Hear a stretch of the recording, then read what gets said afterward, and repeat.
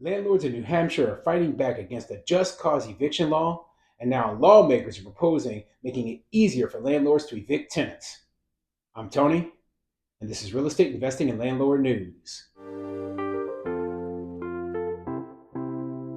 All right, so I have an interesting article for you today, and it's going over the fight against the just cause eviction protections in the state of New Hampshire. Obviously, I've covered just cause before, and it is one of those things that makes it very difficult for landlords to be able to just end their leases at the end of their term so that they can do improvements or find new tenants for whatever reason. Now, in my opinion, it should be up to the landlord to determine when or if a tenant is removed from the property at the end of a lease term. But according to the government, they think they should be the ones who decide if tenants are allowed to stay or not. Now, if you sign a contract and it says, well, I'm going to have you are able to live in my house for 12 months, there's no reason why you should be forced to renew that contract. You should be able to end that contract after the 12-month term and do whatever you want with your property afterwards. But the government, with their just cause eviction protections, they call that an eviction. Okay. I call it just a lease termination or letting your lease end. So, they use this eviction terminology because it garners more sympathy. It gives you the impression that, oh, well, we have this poor family and they're getting mistreated by the landlord. That's complete garbage. Okay. The truth of the matter is that you had a contract between two different parties, and the terms of the contract were only for a specified amount of time, and now that time is over. So, yeah, this isn't an eviction, in my opinion, but that's what they call it. So, fortunately, the lawmakers are on the landlord's side in the state of New Hampshire, and tenants aren't happy about it, of course. And what they want to do is they want to remove these protections so that landlords can once again go about their business in a normal manner, and the government no longer is making the decisions on who can or cannot be removed from the property. So before I get into the article, go ahead, hit the like, subscribe button, maybe leave a comment down below and let me know what you think. Do you believe that in the state of New Hampshire they're actually going to remove this law? And I don't know. I don't know enough about New Hampshire. Are they more pro property rights? Is this a good state to be a landlord? I don't know. I don't read much about it. Just by its location in the country, I would assume that it was a more progressive state. But I've been wrong before. So we'll have to wait and see, and maybe somebody in the comments can uh, leave a message telling me more about if New Hampshire is a more landlord or a more tenant friendly state. Now, I'm assuming they're more tenant friendly because they had this law in the first place. Okay. And I think this is a last ditch effort to try to remove this law and restore property rights to landlords. So, anyway, let's get into this article and see what it says. This article is coming from nhpr.org, and it says New Hampshire lawmakers considering bill to make it easier for landlords to evict tenants. Let's hope that this sort of thing passes. So let's get into the article and I'll cover the details. Tenants' rights organizers are pushing back on a bill that would allow landlords to more easily evict people at the end of a lease. Under current state law, landlords have to give a legally justified reason for an eviction, which could include failure to pay rent or a good cause related to financial or business purposes. The New Hampshire Supreme Court upheld that interpretation in a tenant landlord case in 2005. But Representative Robert Lynn, a Wyndham Republican who is sponsoring the bill that would loosen the state's eviction rules, said it's needed to protect landlords' contractual and property rights in a lease agreement. The legislation, HB 117, passed earlier this month in a House vote and is now under consideration in the Senate. So it sounds like they've had these good cause eviction protections for a long time because they challenged it in the state Supreme Court back in 2005. That means for, nearly 20 years at least these laws have been in place. So now we have a lawmaker who just happens to be a Republican. So I'm assuming they're more pro property rights, pro landlord, is trying to adjust the law so that, hey, guess what? Our contracts would actually mean something again.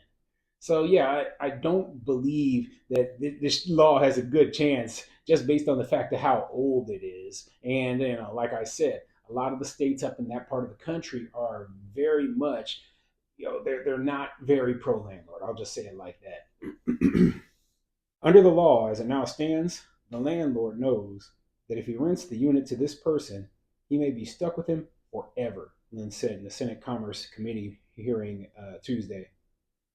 David Klein, a landlord, also told lawmakers the bill would help him when he wants to evict someone but can't find evidence to move forward with the eviction process.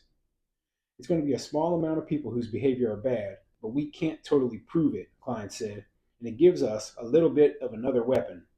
Yeah, and like you said, the number of bad actors in these cases is going to be small. It's not going to be a large number of landlords who are sitting here, evicting people at the end of the lease for no reason.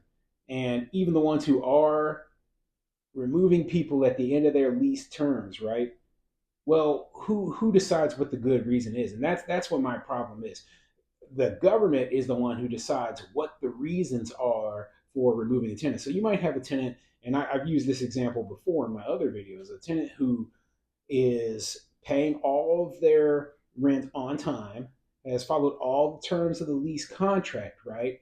And not cause any problems, not damage the property or anything. However, this person and the landlord do not get along. Okay. They do not like each other as people for whatever reason. And there's this tension between the two of them where, it can be extremely volatile. Yet you're telling the landlord that you have to continue to keep this person as a customer, whether you like this person or not.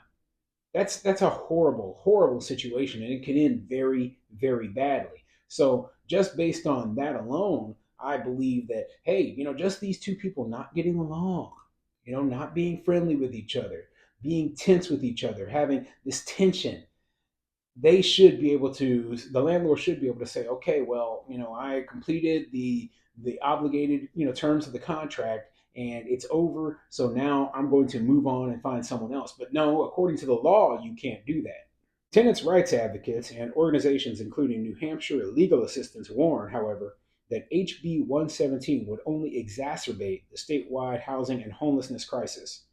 The number of court ordered evictions increased by 13% between 2021 and 2022 in New Hampshire, and the number of landlord tenant cases increased by 36% during the same time period. Those increases come as pandemic era housing assistance programs for tenants are winding down and housing prices are going up. So, yeah, the only reason that there was an increase at all was because there were COVID related eviction protections put into place that prevented landlords from being able to evict people. So yeah, there's going to be an increase in numbers. So they're being very misleading when they talk like this. And they act like, oh, this is going to greatly increase homelessness or whatever. No, it's not. Okay, this small change to a law would actually bring it into just being similar to other states that do not have just cause or good cause eviction protections. So I think that there's not going to be a large number of bad actors. This isn't going to be a very common way that people remove people from their properties. The truth of the matter is that, like I said, there's going to be a small number of bad players, and that's going to have a negligible impact on homelessness. Okay, this is ridiculous, and this argument that they're using, like I said, they make it sound like, oh well, all of a sudden every landlord's going to be evicting people. There's going to be thousands of people out on the streets living in their cars. That's an idiotic argument used to garner sympathy so that they can push for further taking of landlords' property rights. And that's why you cannot listen to this stuff that these tenants advocates say. So let's hope that this sort of law, at least they take a good look at it and that they decide that hey, landlords, they deserve the right to be able to make the decisions on who is and is not living in their properties, and not the government.